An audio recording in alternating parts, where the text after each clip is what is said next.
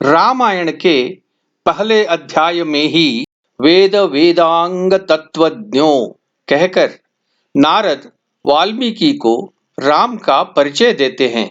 यानी राम वेदों के, वेदांगों के, तत्वों के ज्ञानी थे। मगर उनकी सीता से किया विवाह देखकर राम को इन बातों के ज्ञान के बारे में संदेह होता है।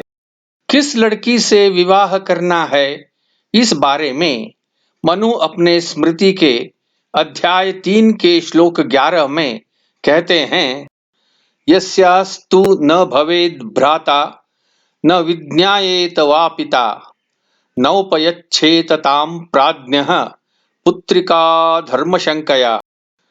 पंडित गिरिजा प्रसाद द्विवेदी इसका अनुवाद ऐसे करते हैं, जिसका भाई न हो, जिसके पिता का पता मालूम न हो, ऐसी कन्या के साथ विवाह न करना चाहिए।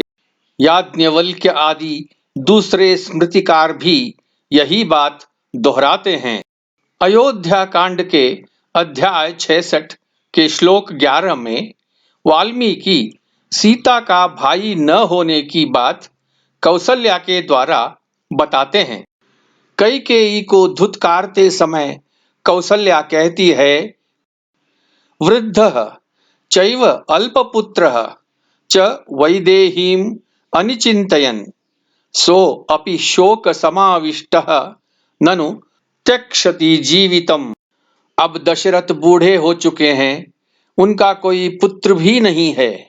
वे सीता के बारे में सोचते सोचते अतीव दुख के कारण सच में मर जाएंगे। सीता के पिता के बारे में भी पता नहीं था।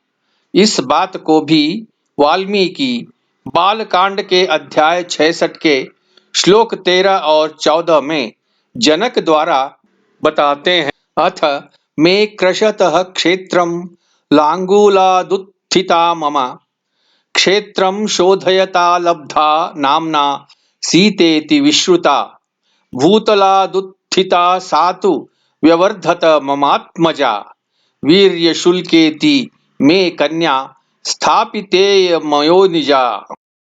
जब मैं खेत में हल चला रहा था, तब हल के नोक से यह कन्या जमीन से निकली, वही सीता है।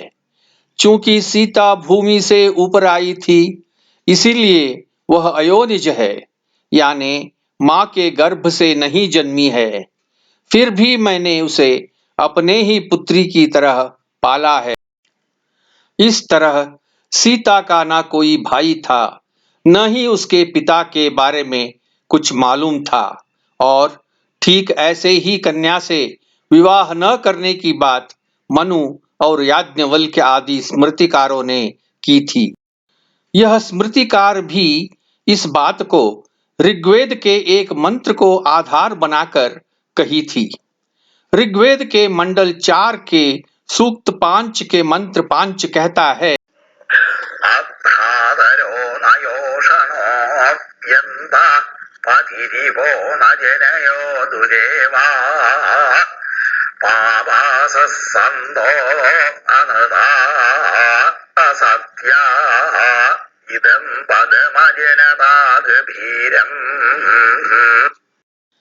पद्म विभूषण श्रीपाद दामोदर सातवलेकर ने इस मंत्र का अनुवाद इस प्रकार किया है, स्वर्ग और नरक इसी पृथ्वी पर हैं।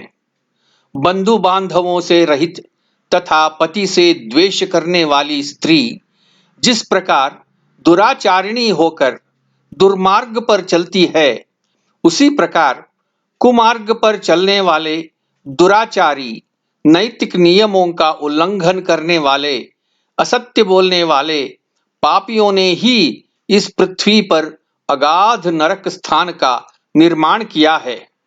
ऐसे ही दुष्ट मनुष्य देश को नरक बना देते हैं, अतः उनका नाश करना अत्यंत आवश्यक है। क्या राम नहीं जानते थे कि एक ऐसी लड़की से विवाह करना जिसका भाई न हो और पिता का पता न हो, वेद विरुद्ध है, शास्त्र विरुद्ध है। या फिर जानते हुए भी उन्होंने वेद शास्त्रों को धिक्कारते हुए यह विवाह किया? क्या वेद और शास्त्रों की धिक्कार के ही कारण राम को 26 वर्ष तक संतान नहीं हुए? युवावस्था में ही 14 वर्ष जंगल जाना पड़ा। उनके पत्नी को किसी गैर उड़ा कर ले गया। गर्भिणी पत्नी को जंगल भेजना पड़ा और अंत में बिना अग्नि स्पर्श के पानी में डूबकर मरना पड़ा। क्या यही ऋग्वेद में कहा गया नरक था?